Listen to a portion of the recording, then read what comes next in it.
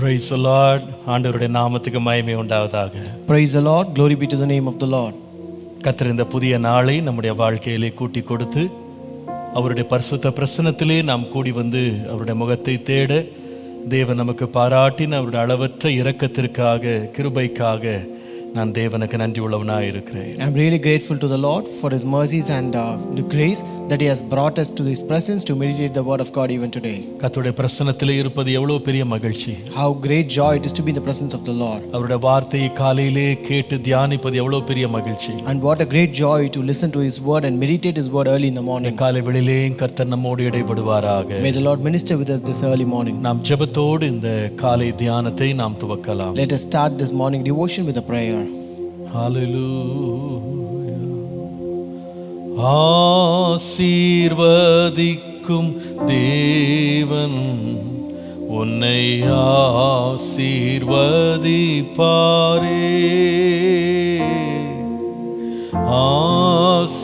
ஆசீர்வதிக்கும் தேவன் நம்மை ஆசீர்வதிப்பாரே.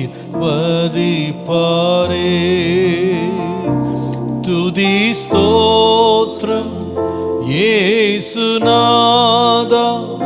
துதி உமக்கே என்றுமே. துதி ஸ்தோத்திரம் இயேசுநாதா, துதி உமக்கே என்றுமே. ஆசீர்வதிக்கும் தேவன் உன்னை ஆசீர்வதிப்பாரே.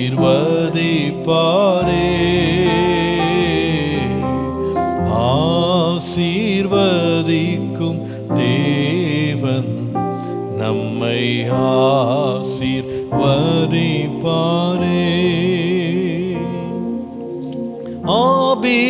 ஆபிரகாமை ஆசீர்வதித்தவர் ஆசீர்வதிப்பாரே.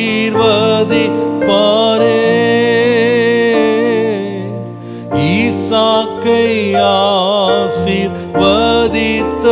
தேவன் ஆசீர்வதிப்பாரே.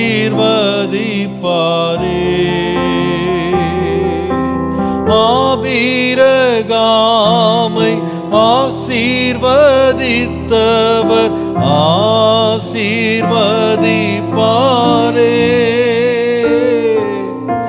ஈசாக்கை ஆசீர்வதித்த தேவன் ஆசீர்வதிப்பாரே.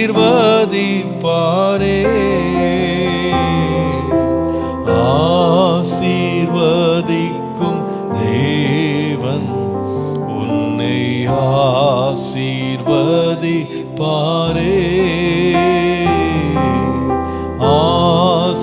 ஆசீர்வதிக்கும் தேவன் நம்மை ஆசீர்வதிப்பாரே.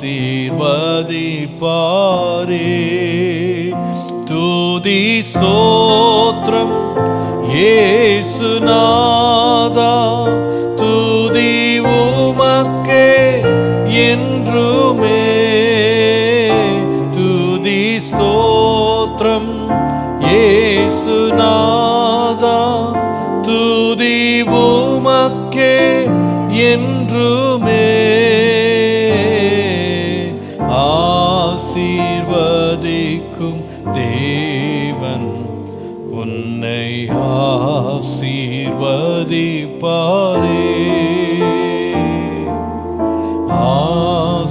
ஆசீர்வதிக்கும் தேவன் நம்மை ஆசீர்வதிப்பாரே.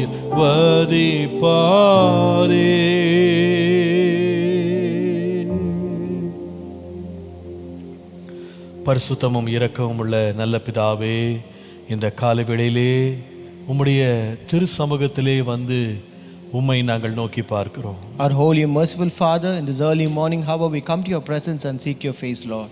இந்த நாளிலேயும் உம்முடைய தயவையும் உம்முடைய இரக்கங்களையும் உம்முடைய இன்ப முகத்தையும் நாங்கள் தேடி வருகிறோம். Lord, this morning we are coming seeking your Lord, your presence, your face, Lord. ஆண்டவரே, உம்மிடத்திலே தான் ஞானமும் உம்மிடத்திலே தான் ஆண்டவரே ஆலோசனையும் உண்டு. Lord, wisdom and Lord counsel is with you, Lord. உம்முடைய இரக்கங்கள் உம்முடைய கிருபைகள் எங்களை தாங்கும்படி இந்த காலையிலே நலமானது எங்களுக்கு போதியும் அப்பா. Lord, teach us good that is good to us, that we may, Lord, and Lord, know the things from you, Lord. ஆண்டவரே, நான் உனக்கு போதித்து நீ நடக்க வேண்டிய வழியை உனக்கு காட்டுவேன் என்று சொல்லி இருக்கிறீரே. Lord, you have said, Lord, I will teach you and show the way that you're supposed to go. நீர் பேசும் ஆண்டவரே. Lord, you speak with us, Lord. நாங்கள் அதை கேட்க வாஞ்சியாய் இருக்கிறோம். Lord, we are waiting to listen to you. உம்முடைய வசனத்தினால் நாங்கள் உணர்வடைந்து நாங்கள் உம்முடைய உயரங்களை எட்ட எங்களுக்கு உதவி செய்யும். Lord, give us grace that we may be convicted by your words and reach greater heights, Lord. இன்றைக்கு உம்முடைய சத்திய வேத வசனத்திலிருந்து போதிக்கும் ஒவ்வொரு காரியத்தை விளங்கிக் கொள்ளவும் அதை எங்கள் வாழ்க்கையில நாங்கள் அனுபவமாக்கவும் எங்களுக்கு கிருபை தாரும். Lord, give us grace that we may understand the things that you speak and reveal through your words, and that we make it an experience in our life today, Lord. உம்முடைய நாமம் மாத்திரம் மகிமைப்படட்டும். Let your name alone be magnified. இயேசுவின் நாமத்தில் பிதாவே. In Jesus' name we pray. Amen. Praise the Lord. கர்த்தர் நல்லவர். God is good. தேவன் மறுபடியுமாக நமக்கு கொடுத்த இந்த சந்தர்ப்பத்திற்காய் கர்த்தரை ஸ்தோத்திரிக்கிறேன். I once again thank God for the opportunity that the Lord has given us. இந்த நாளிலேயும் நாம் 180 நாட்களில் முழு வேதத்தையும் வாசித்து முடிக்கிற முயற்சியிலே நாம் சபையாக நாம் ஈடுபட்டிருக்கிறோம். So even today we are involved as a church in this challenge of reading the Bible in 180 days. இந்த வேத வாசிப்புல உங்களை உற்சாகப்படுத்துறதுக்காக ஒவ்வொரு நாளும் காலை தோறும் நாம் நீதிமொழிகளிலிருந்து நாம் தியானங்களை எடுத்துக்கொண்டிருக்கிறோம். So in order to encourage you to read the Bible, we are also taking early morning devotions from the book of Proverbs. 180 தியானங்கள் என்று நாம் ஆரம்பித்தோம். We started as 180 devotions. ஆண்டவர் கிருபையினாலே இன்றைக்கு 62வது நாளுக்குள்ளே நாம் கர்த்தர் பிரவேசிக்க கிருபை தந்திருக்கிறார். By the grace of God, God has graciously enabled us to enter the 62nd day. ஒவ்வொரு நாளும் கர்த்தர் கிருபையாய் வெளிப்படுத்தி கொடுத்து அவருடைய சத்தியங்களுக்காக கர்த்தரை நான் மனப்பூர்வமாய் ஸ்தோத்திரிக்கிறேன். I wholeheartedly thank God for all the truth that the Lord has revealed so far. இந்த தியான கூட்டங்கள் உங்களுக்கும் ஆசீர்வாதமாய் இருக்கிறது என்று அறிகிறேன். I also hope that these devotions are really a blessing to you. அதே வேளையில இந்த தியானங்களை எடுக்கிற எனக்கே இது ரொம்ப ஆசீர்வாதமா இருக்கிறது. At the same time, this is also a blessing to the one who takes this devotion. வேத புஸ்தகத்தில் உள்ள வேத சத்தியங்களை தேடி வாசிக்கும் போது அதனாலே ஜீவன் உண்டாகிறது. When we search the truth of the Bible, we get life out of it. நாம் தேவனை குறித்து இன்னும் அறியவும் அது நமக்கு உதவி செய்கிறது. It also helps us to know more about our God. தேவன் நமக்காய் வைத்திருக்கிற உன்னத ஆசீர்வாதங்களை நாம் அறிந்து கொள்ள அதை பின்பற்ற தேவன் கொடுத்து வருகிற கிருபைக்காய் கர்த்தரை ஸ்தோத்திரிக்கிறேன். I thank God for grace that the Lord is rendering, that we may know the greater blessings the Lord has kept us and that we may pursue it. இந்த நாளிலேயும் நீதிமொழிகள் புஸ்தகத்தை தொடர்ந்து நாம் தியானிக்கலாம். Even today, let us continue meditating from the book of Proverbs. நீதிமொழிகளின் புஸ்தகம் 3ஆம் அதிகாரம் 7-8 வசனங்களை நாம் வாசிக்கலாம். Proverbs chapter 3 verses 7 and 8.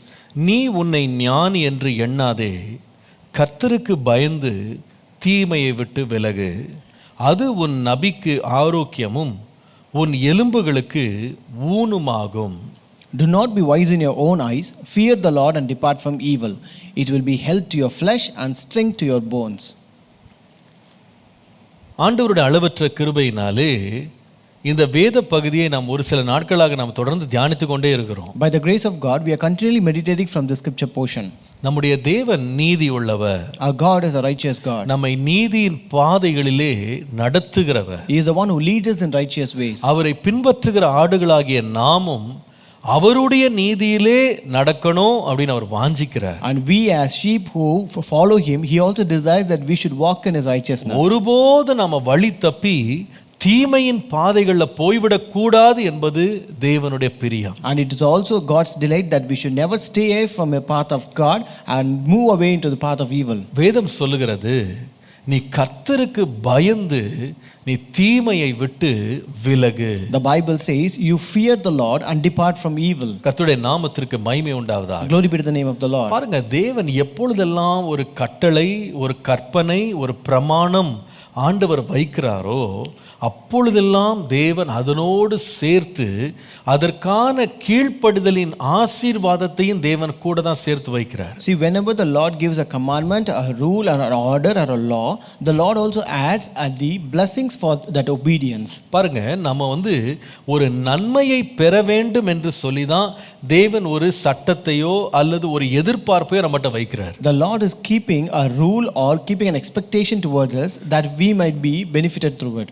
ஆங்கிலத்தில் சொல்லுவாங்க காஸ் அண்ட் எஃபெக்ட்னு சொல்லுவாங்க, செய்கையும் அதனுடைய பலனும். So in English they say it as cause and effect. ஆண்டவர் சொல்லுகிறார், நீ இந்த குறிப்பிட்ட செய்கையை செய்தால் இதனாலே உனக்கு என்ன பலன் கிடைக்கும் அப்படின்றத கர்த்தர் காட்டுறாரு. So the Lord says if you do certain thing, what benefit you will receive out of it.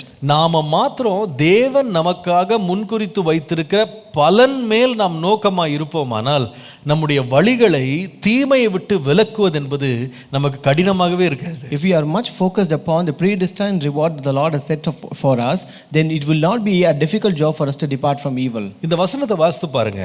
Look at this verse. கர்த்தருக்கு பயந்து தீமையை விட்டு விலகு. Fear the Lord and depart from evil. 8ஆம் வசனத்துல Verse 8. அது உன் நபிக்கு ஆரோக்கியமும் உன் எலும்புகளுக்கு ஊனுமாகும். It will be health to your flesh and strength to your bones. நபின்றது மாமிசம், So it is in flesh. ஊன் அப்படின்றது எலும்பு. And the other one is bones. கர்த்தருடைய நாமத்திற்கு மகிமை உண்டாவதாக. Glory be to the name of the Lord. அப்போ கர்த்தர் ஏதோ ஒரு ஆசீர்வாதத்தை நம்ம பெறணும், ஒரு நன்மையை பெறணும் அப்படின்னு எதிர்பார்த்து தான் கர்த்தர் தீமையை விட்டு விலக சொல்றாரு. So the Lord is asking us to depart from evil, expecting that we should receive some goodness or some profit and benefit. நீங்கள் வேதம் முழுவதும் வாசித்தீங்கன்னா எந்த காரியத்தை தேவன் மனிதனை செய்ய வேண்டும் என்று சொல்லுகிறாரோ அந்த செய்ய சொன்ன எல்லா காரியத்துக்கும் ஒரு நன்மையை அதற்கு பின்பாக தொடர்ந்து வர்றத கர்த்தர் அறிந்துதான் அதை செய்ய சொல்றார். So if you read the entire Bible, you can find out wherever the Lord commands to do something, you can find a blessing or a profit added along with that. கர்த்தருடைய நாமத்துக்கு மகிமை உண்டாவதாக. Glory be to the name of the Lord. ஆகவே தான் நீங்கள் உபாகமத்தின் புஸ்தகத்தில் 11ஆம் அதிகாரம் 26 முதல் 28 வசனங்களை நீங்கள் வாசித்தால், That's why if you read in Deuteronomy chapter 11 verses 26 to 28, எல்லா கற்பனைகளையும் ஆண்டவர் கொடுத்துட்டு சொல்லுகிறாரு. after giving all the commandments, the Lord says, மோசேயின் வார்த்தைகளை பாருங்க. look at the words of Moses. அவர் சொல்லுகிறார் 26ஆம் வசனத்துல, Verse 26, இதோ இன்று நான் உங்களுக்கு முன்பாக ஆசீர்வாதத்தையும் சாபத்தையும் வைக்கிறேன். Behold, I set before you today a blessing and a curse. இன்று நான் உங்களுக்கு கற்பிக்கிற உங்கள் தேவனாகிய கர்த்தரின் கற்பனைகளுக்கு கீழ்ப்படிந்தீர்களானால் ஆசீர்வாதமும், உங்கள் தேவனாகிய கர்த்தரின் கற்பனைகளுக்கு கீழ்ப்படியாமல் இன்று நான் உங்களுக்கு விதிக்கிற வழியை விட்டு விலகி நீங்கள் அறியாத வேறே தேவர்களை பின்பற்றுவீர்களானால் சாபமும் வரும். The blessing if you obey the commandments of the Lord your God which I command you today, and the curse if you do not obey the commandments of the Lord your God but turn aside from the way which I command you today to go after other gods which you have not known. இன்று நான் உங்களுக்கு விதிக்கிற வழியை விட்டு விலகினால், if you turn aside from the way which I command you today, உங்களுக்கு சாபம் வரும். then you will have curse. கர்த்தர் நமக்கு மெய் வழியை காமிச்சிட்டு எச்சரிப்பையும் கொடுக்கிறாரு. The Lord shows us the right way and gives a warning. அவருடைய கற்பனைகள், அவருடைய பிரமாணங்கள் எல்லாம் காமிச்சிட்டு ஆண்டவர் இதன் வழியா நடவுங்கன்னு சொல்றாரு. The Lord shows all his commandments and laws and he says and asks us to walk in that way. நன்மை செய்ய வாய்ப்பே இல்ல, நன்மை செய்ய வழியே இல்லன்னு ஆண்டவர் முடக்கிறது இல்ல. The Lord will never stop you saying that you don't have an opportunity or a chance to do good. நன்மை செய்கிறதுக்கு ஆண்டவர் ஒரு பாதையை திறக்கிறாரு. The Lord is opening a way for you to do good. நன்மை செய்ய நமக்கு வேண்டிய திராணியை கர்த்தர் தர்றாரு. The Lord also gives us the ability to do good. தேவன் நம்மட்ட எதிர்பார்க்கிற ஒவ்வொரு காரியமும் வேதம் சொல்லுகிறது தேவனுடைய கற்பனைகள் பாரமானவைகள் அல்லவே என்று யோவான் எழுதுவாரு. So even John writes that the commandments of God are not burdensome. அப்போ பாரமானது நமக்கு சொல்லல. So he never says something burden to us. இயேசு சொல்லும் பொழுது, when Jesus says, வருத்தப்பட்டு பாரம் சுமக்கிறவரே நீங்கள் என்கிட்ட வாங்க, நான் உங்களுக்கு இளைப்பாறுதல் தருவேன். So he says, come unto me all that you are weak and heavy laden and I will give rest. அவர் சொல்லுகிறார், என்னுடைய சுமையை நீங்க உங்க மேல ஏற்றுக்கொள்ளுங்க, எங்களுடைய நுகத்தை உங்க மேல ஏற்றுக்கொள்ளுங்க. So he says, take my yoke upon you.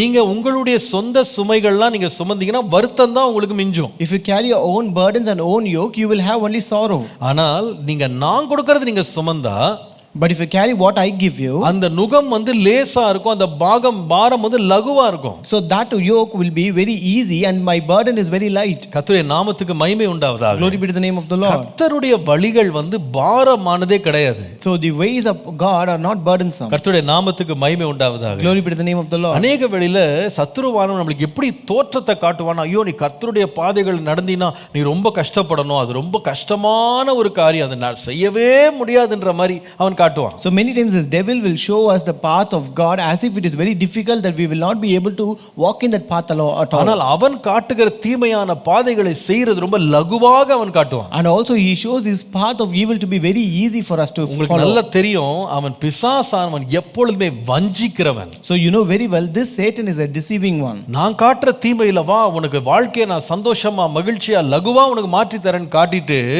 முடிவை பார்த்தீங்கன்னா அந்த காலில் அங்கே கொண்டு வச்சிங்கன்னா வாழ்நாள் எல்லாம் துன்பம் தான். So he shows his path of evil to be very good, very easy to follow. He and also invites us to come to it so that he will give us joy and rejoicing and gladness. But at the end, when you step into it, it is always sorrow at the end. பாருங்க அதனால தான் கேட்டுக்கு போகிற வழி விசாலமா இருக்குன்னு போட்டிருக்கு. That's why he says, wide is the gate that goes to destruction. வழி விசாலம் தான்.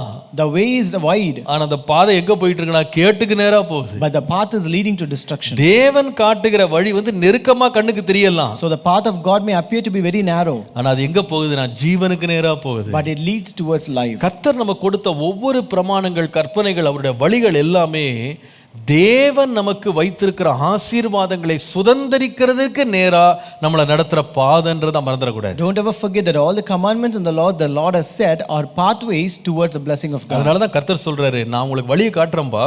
That's why God says I will show you a way. நான் உனக்கு வழியை போதிக்கிறேன். I just teach you the way. அந்த வழியில் நீ நடப்பாயானால் நீ ஆசீர்வதிக்கப்படுவாய். If you walk in that way you will be blessed. நான் காட்டின வழியை விட்டு நீ தீமைக்கு விலகுவாயானால் அது உனக்கு ஆசீர்வாதமா இருக்கு. But if you turn away from the way that I show and go towards evil, then that will not be a blessing to you. ஆகவே தான் இந்த நீதிமொழிகள்ல வாசிக்கிறோம் நீ கர்த்தருக்கு பயந்து தீமையை விட்டு விலகினால் அது உன் மாம்சத்துக்கு உன் எலும்புக்கு அது ஆசீர்வாதமா இருக்கும். That's why here we read in Proverbs, if you fear the Lord and depart from evil, it will be a blessing to your flesh and bones. இந்த வார்த்தை என்னை ரொம்ப சந்தித்தது இன்றைக்கு காலையில. These words actually touched me and met me this நான் இந்த மாம்சத்திற்குரிய எலும்புகளுக்குரிய ஆசீர்வாதத்தை இன்னொரு முறை நான் அதை நான் போதிக்கிறேன், அதை நான் விளக்குறேன். So I will explain and teach about this flesh and the strength to the bones later time. ஆனால் இன்றைக்கு என்னுடைய மனதில் தொட்ட ஒரே ஒரு காரியம் என்னன்னா நாம கர்த்தருக்கு பயந்து தீமையை விட்டு விலகுவோமானால்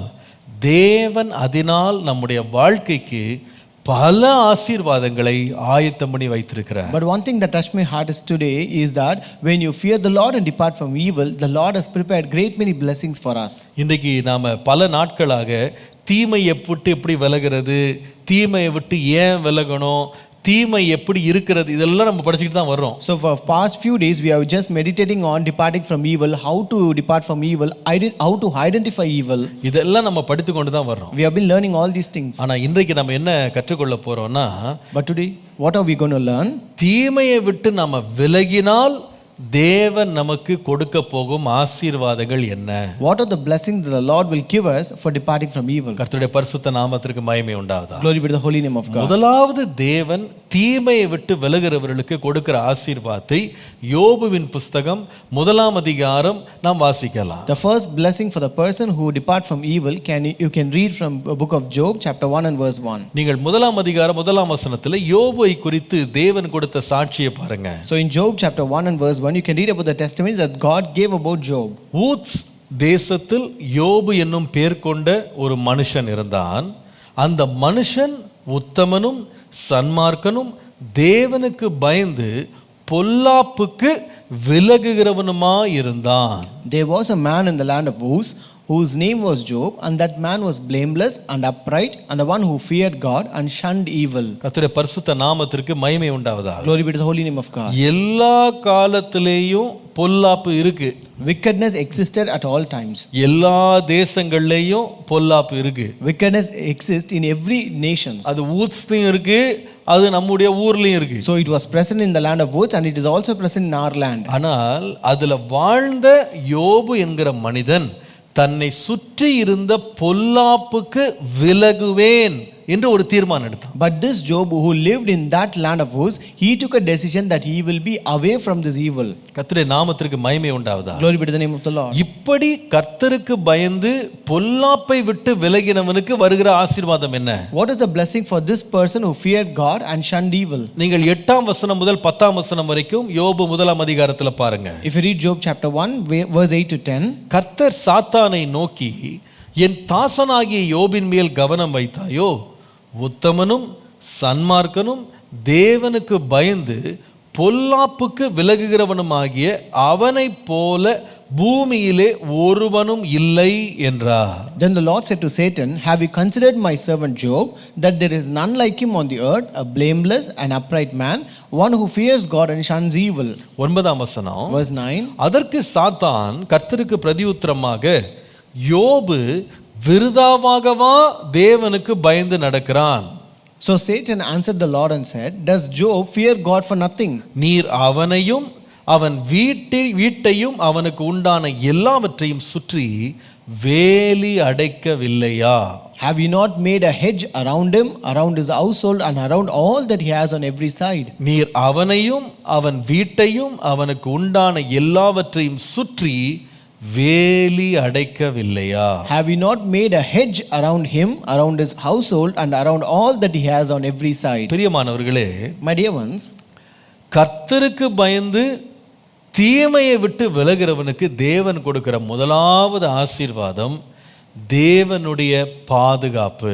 the first blessing that the Lord gives to the person who fear the Lord and depart from evil, it is divine protection. இது ரொம்ப ஆச்சரியமா இருக்கிறது. This is really surprising. பிசாசு சொல்லுகிறான், ஆண்டவரே நீங்க சொல்றீங்க இந்த மனுஷனை பற்றி அவன் தேவனுக்கு பயந்து தீமையை விட்டு விலகிறவன்னு சொன்னீங்க, ஆனால் அவனோ அவனை சுற்றிலும் உம்முடைய கரத்தினால் ஒரு வேலி அமைக்கப்பட்டிருக்குன்னு பிசாசு கண்டான். But here Satan said, Lord, you say that he fears the Lord and shuns evil, but he found out there is a hedge or a protection covering that is around this Job. அருமையானவர்களே, அந்த தேசத்துல எவ்வளவு பேர் இருந்திருக்கிறாங்க. My dear ones, there were many people in that land. ஆனால் பிசாசு வந்து இந்த ஒரு குறிப்பிட்ட குடும்பத்தை, இந்த குறிப்பிட்ட மனிதனுடைய சம்பத்தை பார்த்து அவன் கை வைத்து தொட முடியாத அளவுக்கு தேவனுடைய பாதுகாப்பு அவனை சுற்றி இருந்தது. But this Satan could not touch this family or this man, so that the protection of the Lord was so strong and hard around him. பிரியமானவர்களே, நாம் தேவனுக்கு பயந்து தீமையை விட்டு நாம விலகும் போது கர்த்தர் நம்மோடு கூட இருந்து நமக்கு வேலியாக இருக்கிறார். So when we fear the Lord and depart from evil, the Lord will be with us and he will be a protection to us. நாம தீமை விட்டு விலகினா கர்த்தர் நாம் பக்கத்துல வந்துடுறார். So if we depart from evil, then the Lord will draw near to us. Hallelujah. Hallelujah. அவர் பரிசுத்தவான்களின் நடுவே வாசம் பண்ணுகிறவர். He is the one who dwells among the holy ones. நாம வந்து கர்த்தருக்காக வைராக்கியமா நின்னு தீமையை விட்டு விலகிறத அவர் பார்க்கும்போது நம்முடைய பாதுகாப்பை அவர் தன்னுடைய கரத்தில் எடுத்துக்கொள்கிறார். When he sees that we are very zealous for God and we depart from evil, then he takes our protection into his hands. யோபுடைய வாழ்க்கையை பார்க்கும் பொழுது கர்த்தர் அனுமதி இல்லாமல் பிசாசானவன் அவன் மேல கையை வைக்க முடியலன்னு பார்க்கிறோம். So here in this life of Job, you can see without the permission of God, this Satan was not able to lay his hand upon Job. நீங்கள் இதே போல ஒரு சாட்சியை நோவாவை குறித்து வாசிக்கலாம். You can also read a similar testimony regarding Noah. நீங்கள் ஆதியாகமத்தின் புத்தகம் 6ஆம் அதிகாரம் 9 முதல் 12 வாசிப்பீர்களானால், If you read Genesis chapter 6 verses 9 to 12, அங்கே நோவாவை குறித்து சொல்லி இருக்கிறது. it is said about Noah here. வேதம் சொல்லுகிறது, நோவா தன் காலத்தில் இருந்தவர்களுக்குள்ளே நீதிமானும் உத்தமனுமாய் இருந்தான், அவன் தேவனோடே சஞ்சரித்து கொண்டிருந்தான்.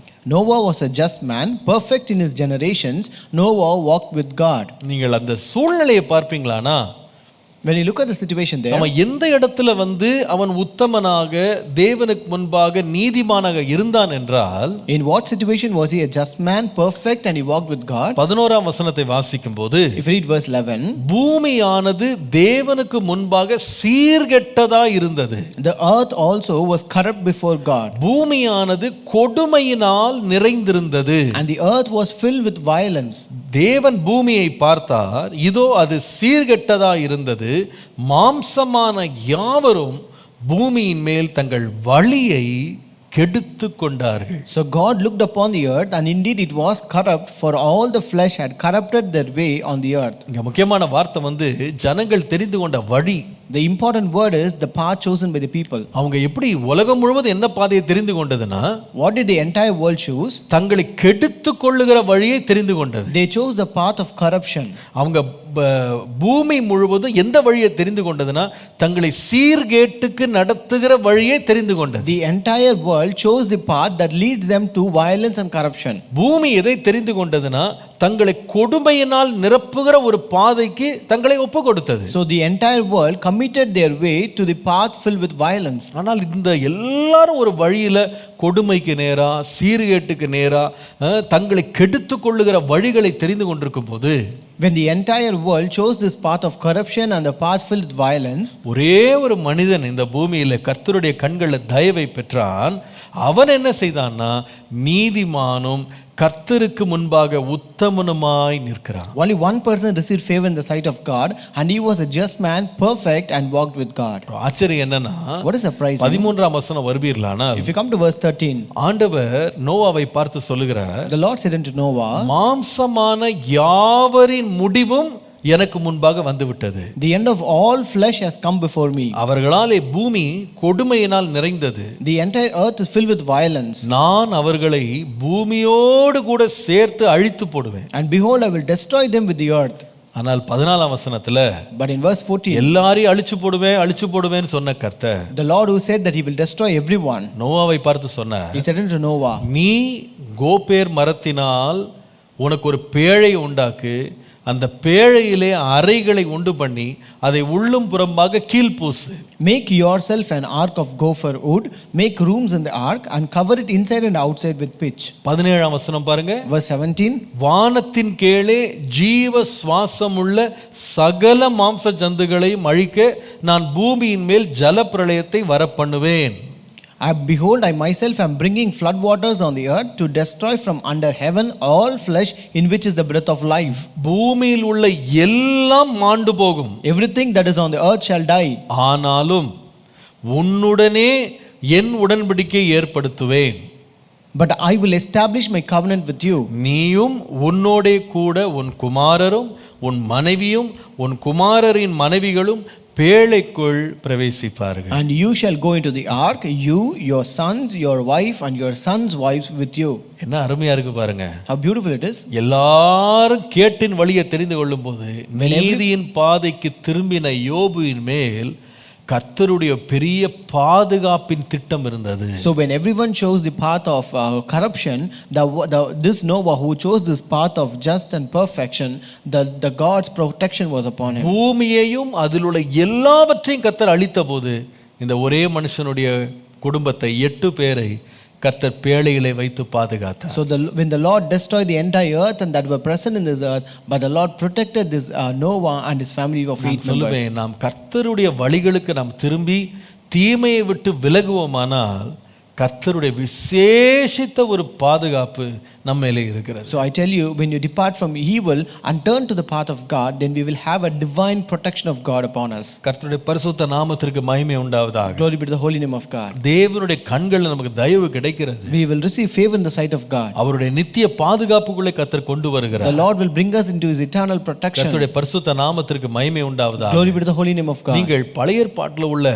ராஜாக்கள் எல்லாம் நீங்க வாசிப்பீங்களானா, if you read about the kings of the Old Testament, அவர்கள் கர்த்தருடைய வழிகளுக்கு தங்களை திருப்பாமல் தங்கள் தீமைகளிலேயே தொடர்ந்து நடந்து கொண்டே இருந்தாங்க. so they never turned towards the Lord but were continuing the path of evil in their life. எப்பொழுதெல்லாம் அவங்க அப்படிப்பட்ட ஒரு வாழ்க்கைக்கு தங்களை ஒப்பு கொடுத்தாங்களோ, தேவன் வந்து அவர்களை சத்துருக்களின் கைகளில் அவரை ஒப்பு கொடுத்ததை நீங்க பார்க்கலாம். so whenever they committed their life to such kind of path, you can see the Lord himself delivered them into the hands of their enemies. நீங்கள் 2 ராஜாக்கள் 13ஆம் அதிகாரம் 1 முதல் 3 வசனங்களை பாருங்களேன். if you read 2 Kings chapter 13 1 to 3 verses, அங்கே நீங்கள் யோவகாஸ் என்கிற ராஜாவை குறித்து படிக்கலாம். here you can read about a king named Joash. வேதம் சொல்லுகிறது, இவன் யார் என்றால் அகசியா என்னும் யூதாவுடைய ராஜாவின் குமாரனாகிய யோவாசுடைய 23ஆம் வருஷத்தில் யெகூவின் குமாரனாகிய யோவகாஸ் இஸ்ரவேலின் மேல் சமாரியாவிலே 17 வருஷம் ராஜ்யம் பண்ணினார். So here the Bible says, in the 23rd year of Joash the son of Ahaziah king of Judah, Jehoahaz the son of Jehu became king over Israel in Samaria and reigned 17 years. கர்த்தரின் பார்வைக்கு பொல்லாப்பானதை செய்து இஸ்ரவேலை பாவஞ்செய்ய பண்ணின நேபாத்தின் குமாரனாகிய யெரொபெயாமின் பாவங்களை பின்பற்றி நடந்தான். அவைகளை விட்டு விலகவில்லை.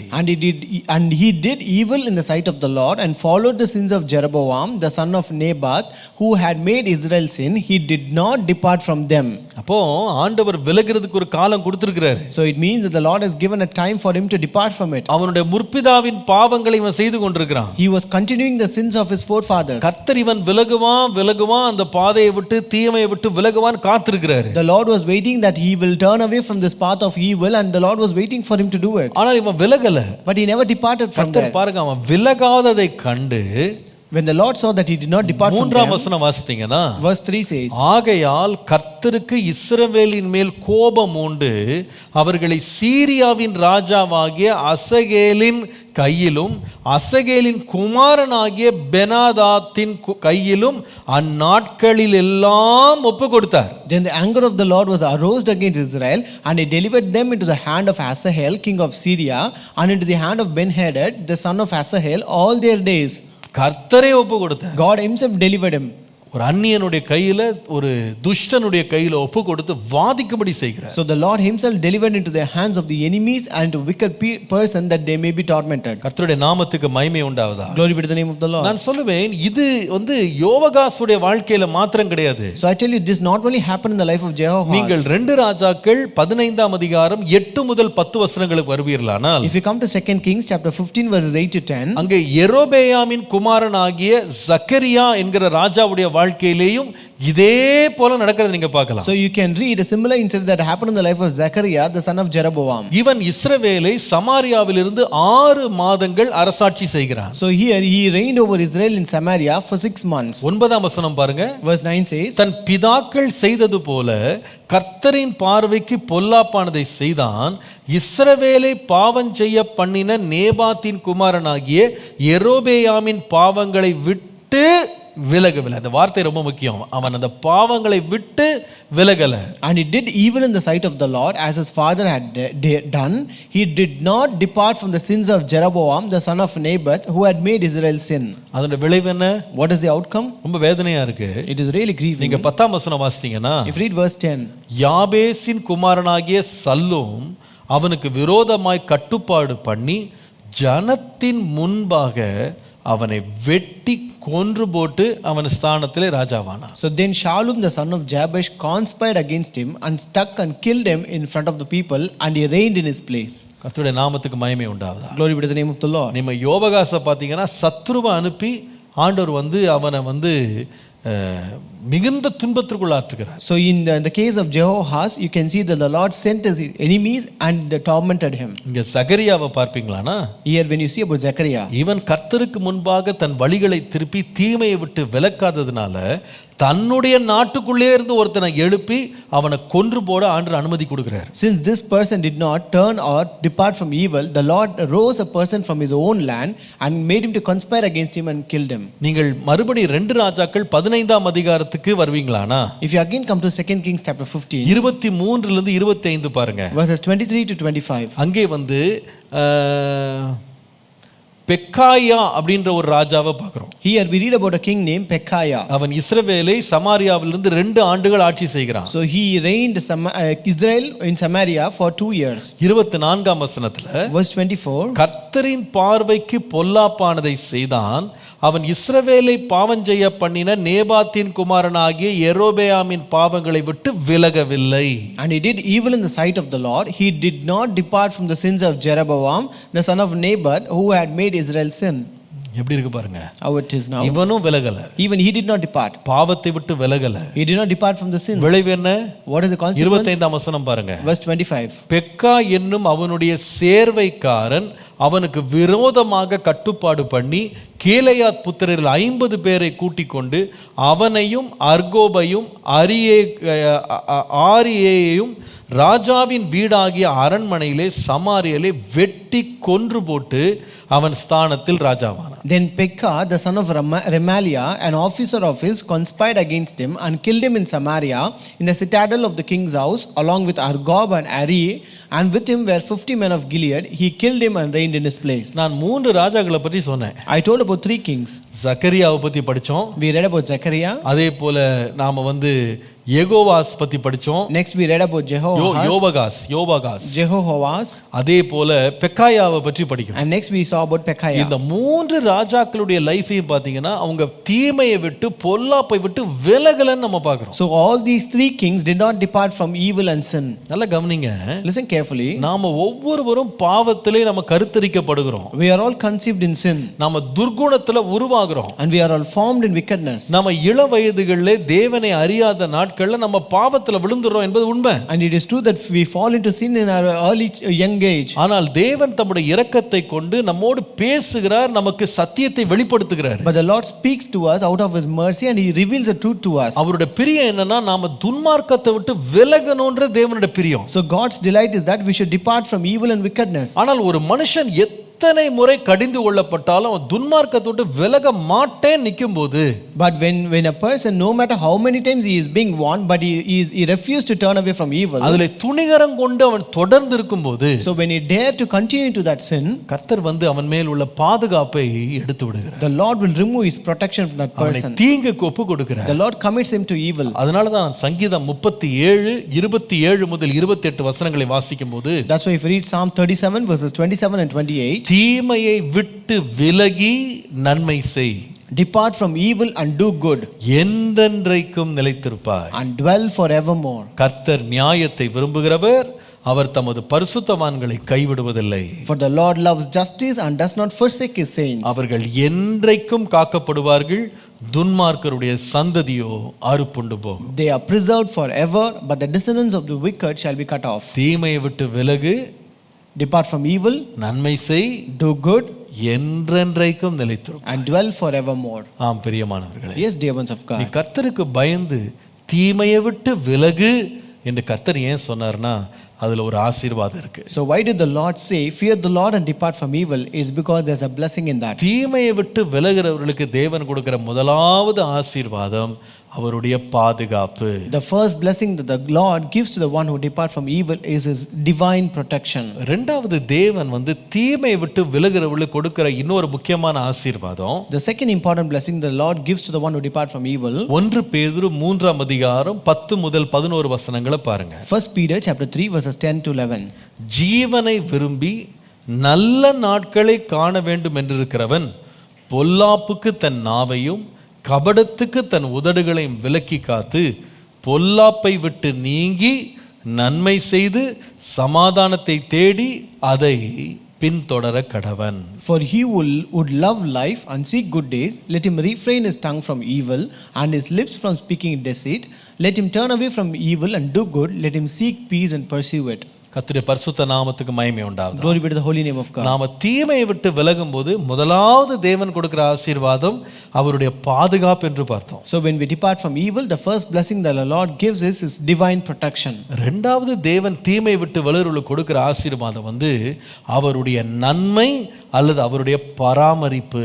The second blessing that the Lord gives is his divine providence. அவருடைய நன்மை அல்லது அவருடைய தெய்வீக பராமரிப்பு. So it is his divine providence. இந்த வசனம் சொல்லுகிறது, This verse says, நீ வந்து தீமையை விட்டு நீ வந்து பொல்லாப்பை விட்டு உன் நாவையும் கபடத்துக்கு உன்னுடைய உதடுகளை நீ விலக்கி காத்தால், if you refrain your tongue from evil and your lips from speaking நீ deceit, பொல்லாப்பை விட்டு நீங்கினால், if you turn away from evil, ஆண்டவர் சொல்லுகிறாரு, the Lord உனக்கு says, கிடைக்கிறது என்னன்னா ஜீவனும் நல்ல நாட்களையும் நீ காண்பாய். so the Lord says you will receive a life and good days. என்ன நாட்கள்? What days?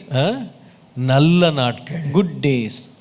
இன்னைக்கு நிறைய பேருடைய நாட்கள் வந்து ரொம்ப வருத்தத்திற்குரிய நாட்களா இருக்கிறது. Today the days of many people are really sorrowful. நம்முடைய வாழ்க்கையில தீமையை விட்டு விலகுவோமானா கர்த்தர் நம்மை தீமையான நாட்கள் அல்ல நன்மையான நாட்களை காண பண்ணுவார். So if we depart from evil, the Lord will not let us see bad days but good days. நன்மையையும் கிருபையையும் தொடர்ந்து வர பண்ணுவார். So the Lord will enable this mercy and goodness to follow us. ஒரு சம்பவத்தை நீங்கள் 2 ராஜாக்கள் 15:17 முதல் 19 வாசிக்கலாம். If you read 2 Kings chapter 15 verses 17 or 19, நீங்கள் அங்க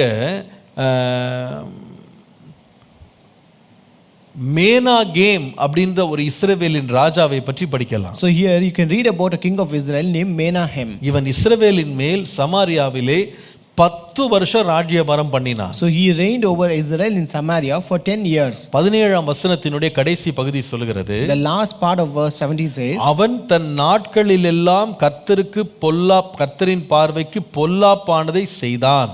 verse 18, and he did evil in the sight of the Lord. 18ஆம் வசனத்துல, இஸ்ரவேலை பாவம் செய்ய பண்ணின நேபாத்தின் குமாரனாகிய யெரொபெயாமின் பாவங்களை விட்டு விலகாது இருந்தான். He did not depart all his days from the sins of Jeroboam the son of Nebat, who had made Israel sin. விலகவே இல்லை. He did not depart. கிடைத்த வாய்ப்புகள் எல்லாம் தட்டி கழிக்கிறான். He just rejected all the opportunities he received. இஸ்ரவேலில் தீர்க்கதரிசிகள் எழும்புறாங்க. There are prophets who rose up in Israel. அவங்க கர்த்தருடைய எச்சரிப்பை சொல்றாங்க. They give the warning of God. ஆனா ராஜாவோ தனக்கு முந்தினவனாகிய யெரொபெயாமின் பாவங்களை தொடர்ந்து செய்து அதை விட்டு விலகாமலே இருக்கிறான். But this king continued the sins of Jeroboam and he did not depart from it. கர்த்தர் தலையிட்டு என்ன செய்றார் பாருங்களேன். You know what did the Lord do after intervening? 19ஆம் வசனம் பாருங்க. Verse 19 says, அசீரியாவின் ராஜாவாகிய பூல் தேசத்திற்கு விரோதமாக வந்தான். Pul, king of Assyria, came against the land. அப்பொழுது மேனாகேம் பூலின் உதவியினால் ராஜ்யபாரத்தை தன் கையிலே பலப்படுத்தும் பொருட்டு அவனுக்கு 1000 தாலந்து வெள்ளியை கொடுத்தான். And Menahem gave Pul 1,000 talents of silver, that his hand might be with him to strengthen the kingdom under his control. எப்படி? How? 1000 தாலந்து வெள்ளியை கொடுத்தான். He gave 1,000 talents of silver. யாருடைய காசு இது? It is whose money? கொள்ளடிச்ச காசு கிடையாது. It is not the money that he looted. நீங்க தொடர்ந்து வாசித்தீங்கன்னா, If you continue to read தன்னுடைய that, தேசத்துல இருக்கிறவர்கள்ட்டயே அவன் காசை வாங்கி வாங்கி வாங்கி ஒரு அந்நிய ராஜாவுக்கு அப்பம் கட்டுறான். so when you continue to read, you can find that he exacted the money from the people of his own people of Israel and he gave this money to a strange king.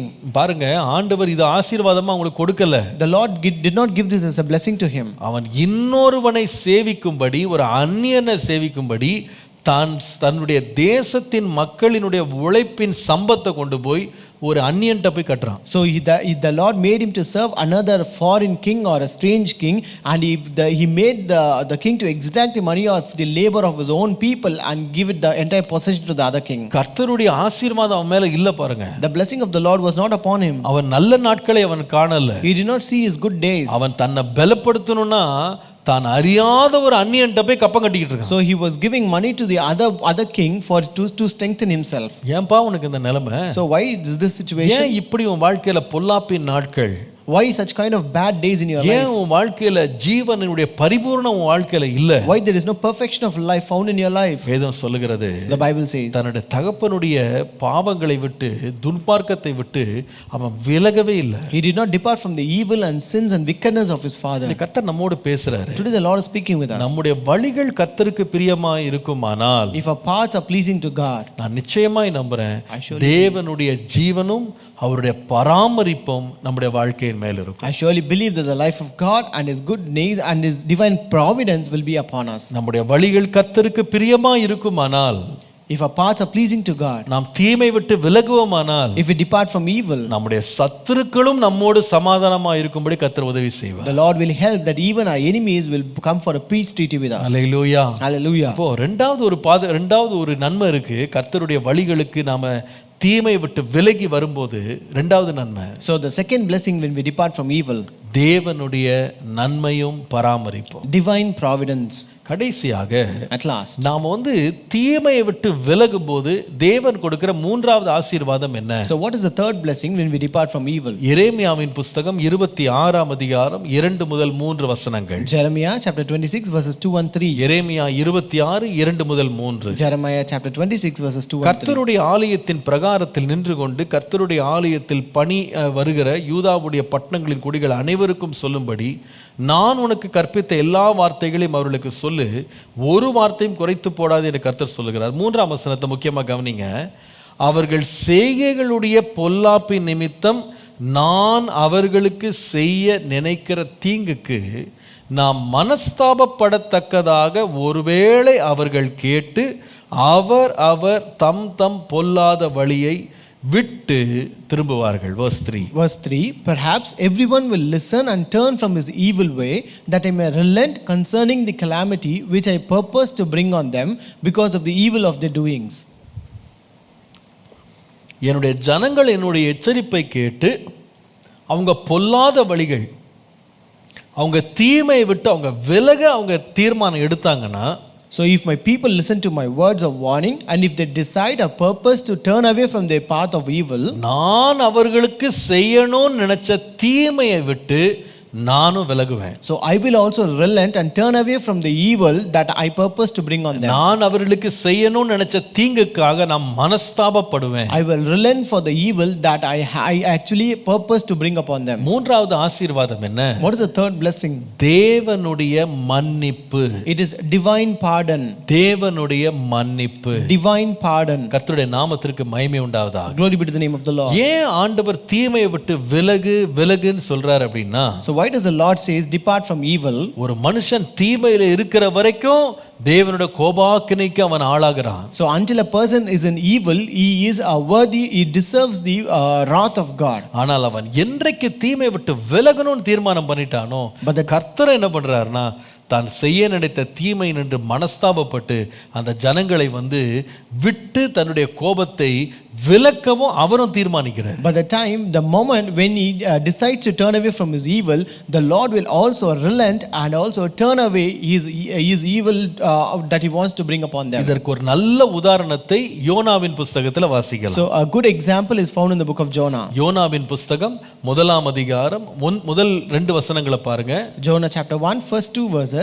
அமித்தாயின் குமாரனாகிய யோனாவுக்கு கர்த்தருடைய வார்த்தை உண்டாகி, அவர், நீ எழுந்து மகா நகரமாகிய நினிவேக்கு போய் அதற்கு விரோதமாய் பிரசங்கி அவருடைய அக்கிரமம் என் சமூகத்தில் எட்டினது என்று சொன்னார். Now the word of the Lord came to Jonah the son of Amittai, saying, Arise, go to Nineveh, that great city, and cry out against it, for their wickedness has come up before me.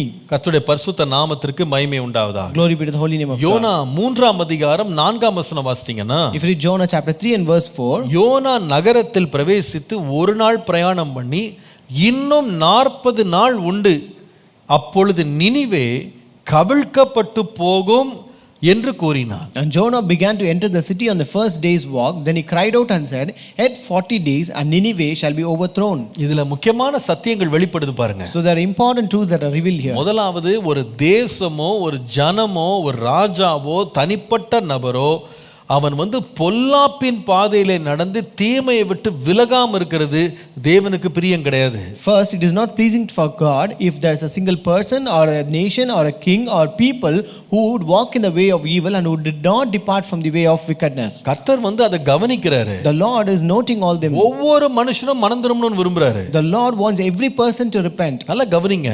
Listen carefully. தீமையை விட்டு விலகணும்னு விரும்புற கர்த்தர், the Lord who desires that we should depart from evil, நாம என்ன தீமையில இருக்கிறோமோ அதற்கான தண்டனைக்கு தேவன் முதலாவது எச்சரிப்பை தருகிறார். The Lord first gives a warning for the punishment that He's going to bring upon us for our evil. தேவன் எச்சரிப்பு தராம தண்டிக்கிறது கிடையாது. The Lord never punishes without giving a warning. முதல்ல வார்த்தை அனுப்புறார். First He sends His word. அந்த வார்த்தைக்கு மனிதன் செவி கொடுக்கணும்னு விரும்புறார். So He wants people to give heed to that word. மூணாவது ஒரு சத்தியம் இருக்கு. And third truth, வார்த்தை அனுப்பிட்டோம், கர்த்தர் என்ன பண்றாருன்னா உடனே கீழ்ப்படின்னு எதிர்பார்த்தாலும் தம்முடைய இரக்கத்தின்படி நாம மனம் திரும்புவதற்கு சில நாட்களை கர்த்தர் நமக்கு தர்றாரு. So though He sends His word and He will not expect us to repent immediately, but He will give us some time and He wait for us to repent.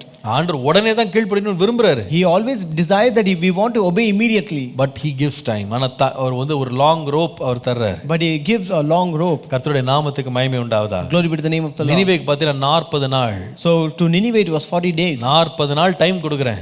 I give you 40 days time. மனம் திரும்பு. You repent. நோவாவை பாருங்க. Look at Noah. 120 வருஷம் போய் பிரசங்கம் பண்ணினான். He was preaching for 120 years. நம்முடைய இரட்சகராகிய இயேசு கிறிஸ்து சொன்னாரு. Even our Lord Jesus Christ said, Bethsaida கொரேசேனே உனக்கு ஐயோ.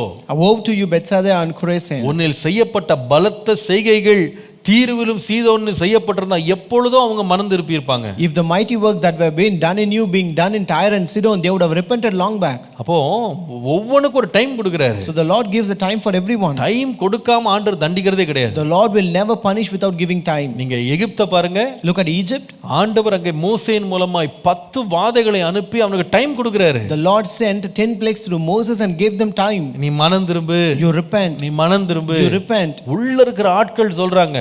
People inside the Egypt said, இந்த ஜனங்களை விட்டுருங்க, let us leave these இது people. தேவனுடைய விரல், This is the finger of God. இவர்களுக்கு எதிர்த்து நம்ம போக முடியாது. Let us not oppose and ஆனா go. அவன் மனம் கடினம் பட்டுக்கிட்டே இருக்கான். But their hearts were hardened. கர்த்தருடைய நாமத்துக்கு மகிமை உண்டாகும். Glory be to the name of the Lord. பாருங்க, காலத்தை கர்த்தர் கொடுக்க தான் செய்றாரு. So the Lord gives time to us. ஆனால் காலத்திற்குள்ள நம்ம மனம் திரும்பிடுவோமானா கர்த்தரும் மனஸ்தாபப்படுறாரு. So if we repent within that time, the Lord will also relent for that. இங்க நடந்தது என்ன? What happened here? 40 நாள் time கொடுத்திருந்தாலும் Though 40 days was given to them, கர்த்தருடைய வசனத்தை அவன் ஒரு நாள் பிரயாணம் பண்ணி போய் சொன்ன உடனே, so once he made one day journey and he proclaimed the word of God, 5ஆம் வசனம் வாசிக்கிறோம். we read verse 5. அப்பொழுது நினிவேயில் உள்ள ஜனங்கள் தேவனை விசுவாசித்து உபவாசம் செய்யும்படி கூறினார்கள், பெரியோர் முதல் சிறியோர் மட்டும் ரட்டுடுத்தி கொண்டார்கள். So the people of Nineveh believed God, proclaimed a fast and put on sackcloth from the greatest to the least of them.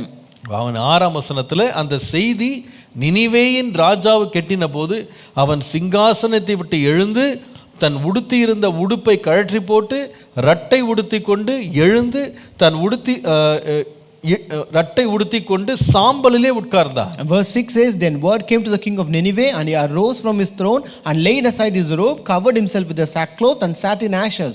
அவன் உட்கார்ந்தது மாத்திரமல்ல, He not only அவன் sat, கட்டளையாக செய்த வேலையை பாருங்க. and you can see what he proclaimed as a command. நினிவேயில் எங்கும் 7ஆம் வசனத்துல மனுஷரும் மிருகங்களும் மாடுகளும் ஆடுகளும் ஒன்றும் ருசி பாராதிருக்கவும் மேயாமலும் தண்ணீர் குடியாமல் இருக்க மனுஷரும் மிருகங்களும் ரட்டினால் மூடிக்கொண்டு தேவன் நோக்கி உரத்த சத்தமாய் கூப்பிட அவரவர் தம் தம் பொல்லாத வழியையும் தம் தம் கையில் உள்ள கொடுமையும் விட்டு திரும்ப கடவர்கள் கட்டளை கொடுக்கிறான். So he also gave a command and decree saying that let neither man nor beast, herd nor flock taste anything, do not let them eat or drink water, but let man and beast be covered with sackcloth and cry mightily to God.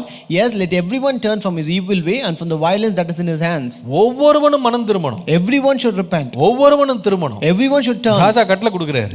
The king is giving a command. ஏன் கட்டளை கொடுத்தார் அப்படினா, why did he give this decree? 9ஆம் வசனத்துல இந்த மனுஷனுக்கு இருந்த அறிவை பாருங்க. Look at the knowledge this man had. அவர் சொல்றார், யாருக்கு தெரியும் நாம் அழிந்து போகாதபடிக்கு ஒருவேளை தேவன் மனஸ்தாபப்பட்டு தம்முடைய உக்கிர கோபத்தை விட்டு திரும்பினாலும் திரும்புவார் என்று சொன்னார். Verse 9 he says, who can tell if God will turn and relent and turn away from his fierce anger so that we may not perish?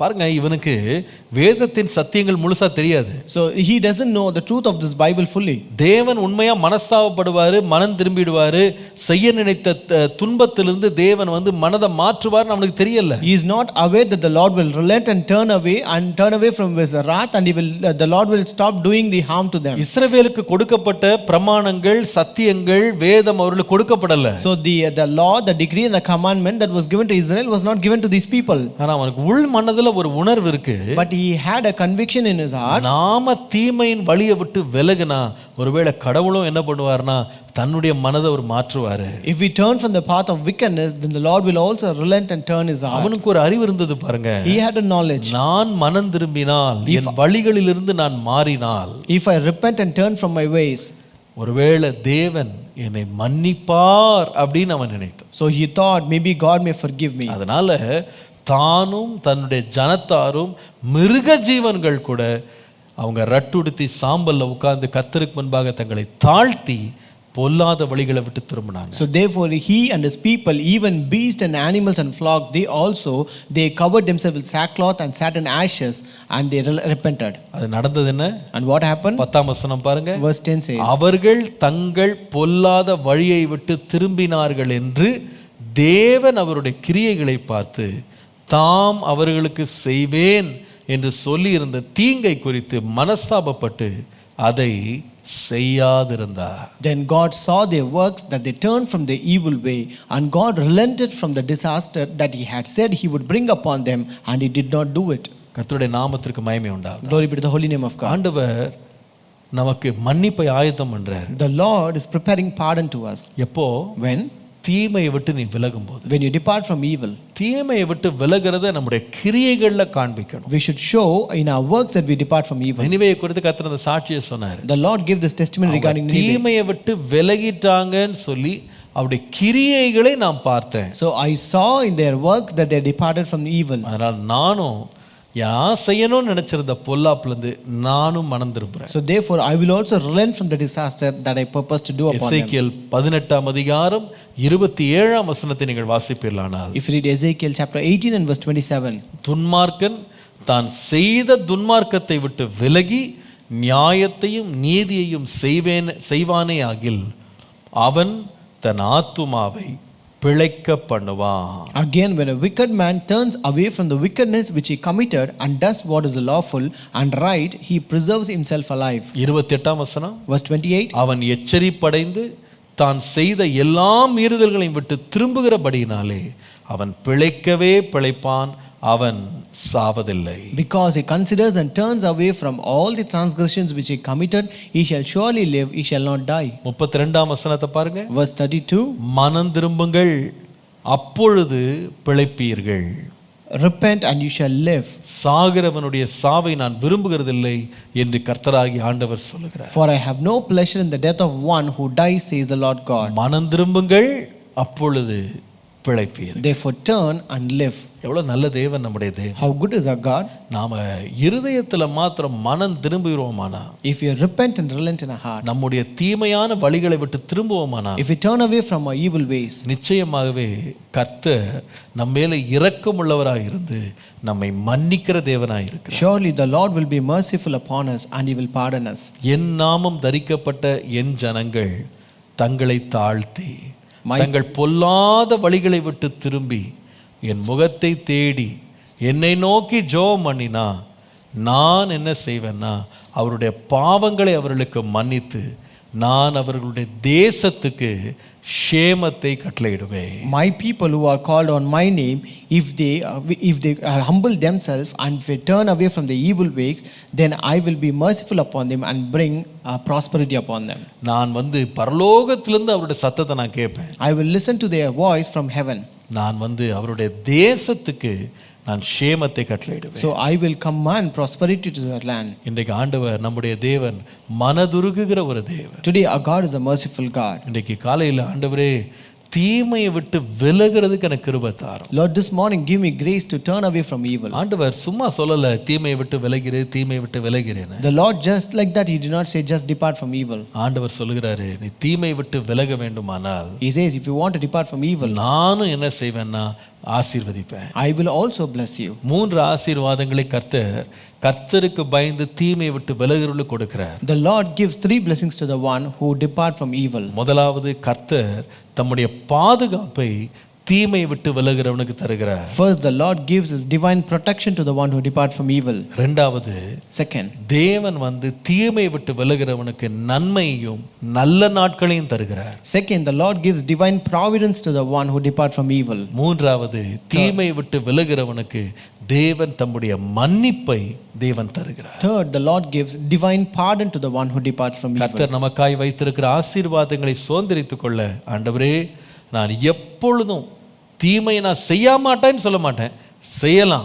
ஆனால் ஆண்டவர் எச்சரிக்கும் பொழுது தீமையை விட்டு விலகி விடுவேன். ஆனால் உம்முடைய ஆசீர்வாதத்தை பெற்றுக்கொள்ள என்னை தகுதியாக வைத்துக் கொள்ளுன்னு கேட்போம். So let us ask God, Lord, keep me word, Lord, give me grace, Lord, that I will not, that I don't say that I will not do evil, but when I do evil and when I depart from evil, then I will become worthy of the one who receive your blessings. இந்த கர்த்தர் நமக்கு உணர்வை தந்து தம்முடைய ஆசீர்வாதத்துக்கு தேவன் நம்மை தகுதிப்படுத்துவார். May the Lord give that conviction today and make us worthy of his blessing. நாம் ஜெபம் பண்ணுவோம். Let us pray. பரிசுத்த பிதாவே, மை நன்றியோடு ஸ்தோத்திரிக்கிறோம். Our holy God, we thank you with a grateful heart. நீர் எங்களுக்காக எந்த கற்பனை கொடுத்தாலும் அதில் எங்களுக்கு ஒரு நன்மையை வைத்துதான் நீர் தருகிறீர். So Lord, no matter whatever commandment you give, you always add a blessing along with that. உம்முடைய கற்பனைகள் பாரமானவைகள் அல்ல. Lord, your commandments are not burdensome. நீர் எதை எங்களுக்கு செய்ய சொன்னாலும் நாங்கள் அதற்கு கீழ்ப்படியும் போது அதற்கு உகந்த ஆசீர்வாதத்தின் நன்மையும் பின்தொடர்ந்து வர பண்ணுகிறீர் கர்த்தா. Lord, whatever you ask us to do, when we obey and do it, you will help, you will make a blessing to follow us with that, Lord. இன்றைக்கு நீர் எங்களோடு பேசினதற்காய் நன்றி. Lord, thank you for speaking with us today. கர்த்தருக்கு பயந்து தீமையை விட்டு விலகுகிற எங்களுக்கு நீர் வைத்திருக்கிற 3 ஆசீர்வாதங்களுக்காய் நன்றி. Lord, thank you for the 3 blessings that you have kept for the one who feared the Lord and depart from evil. ஆமா ஆண்டவரே. Yes, Lord. உம்முடைய பாதுகாப்பையும், your protection, உம்முடைய ஜீவனையும், Lord, your providence, உம்முடைய மன்னிப்பையும் your pardon, எங்கள் வாழ்க்கையில் அனுபவிக்க ஆண்டவரே தீமையை விட்டு விலகுகிற கிருபையை எங்கள் ஒவ்வொருவருக்கும் தாரும். Lord, give us grace that we may depart from evil and experience all these blessings. உம்முடைய நாமத்தை எங்கள் வாழ்க்கையிலே மகிமைப்படும். Glorify your name in our life. இயேசுவின் நாமத்தில் பிதாவே. In Jesus' name we pray. Amen. Amen. Praise the Lord. கர்த்தர் நல்லவர். Praise the Lord. God is good. 180 நாட்கள்ல வேதத்தை வாசித்து முடிக்கிற முயற்சியில கர்த்தர் நம்ம எல்லாரும் ஈடுபட கர்த்தர் கிருபை தந்திருக்கிறார். The Lord has given us grace to take part in this 180 days Bible reading challenge. எல்லாரும் அதுல பங்கெடுக்கிறீங்க நான் விசுவாசிக்கிறேன். I hope and believe that everyone is taking part in that. சோர்ந்து போகாதீங்க. Do not lose interest, உற்சாகமாக படிங்க. but be motivated to read it. கர்த்தர் பெரிய காரியங்களை செய்வார். The Lord will do great things. இன்றைக்கு நாம் வாசிக்க வேண்டிய வேத பகுதி யோபுவின் புஸ்தகம் முதல் 5 அதிகாரங்கள். Today's scripture portion is from the book of Job, first 5 chapters. எல்லாரும் வாசிப்போம். Let us all read it. தேவனுடைய வார்த்தையினால் உண்டாகிற ஆசீர்வாதங்களை பெற்றுக்கொள்வோம். Let us receive the blessings by His word. கர்த்தர் நம்மை வழிநடத்துவார். கர்த்தர் நம்மோடு இருப்பார். May the Lord lead us and may God be with us. Praise the Lord.